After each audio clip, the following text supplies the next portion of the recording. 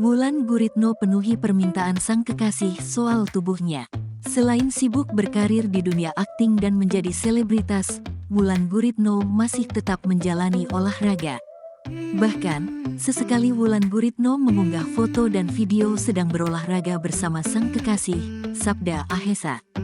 Dengan giatnya berolahraga, warganet sampai menganggap Wulan Guritno sebagai salah satu artis Indonesia yang memiliki bentuk tubuh yang sempurna.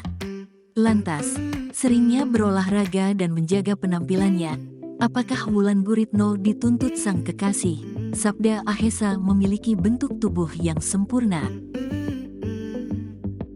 Enggak ada, aku cuma mau sehat aja.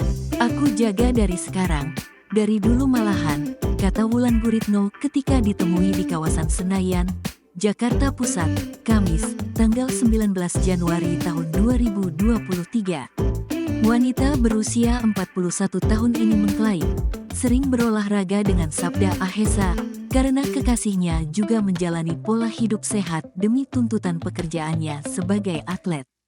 Dia kan suka olahraga, kalau bisa olahraga bareng, kalau enggak ya olahraga sendiri-sendiri. Dia kan atlet, ucapnya. Janda 3 anak ini menyebut dirinya tak terlalu sering olahraga bareng Sabda, karena intensitas dan tingkatannya berbeda dari dirinya.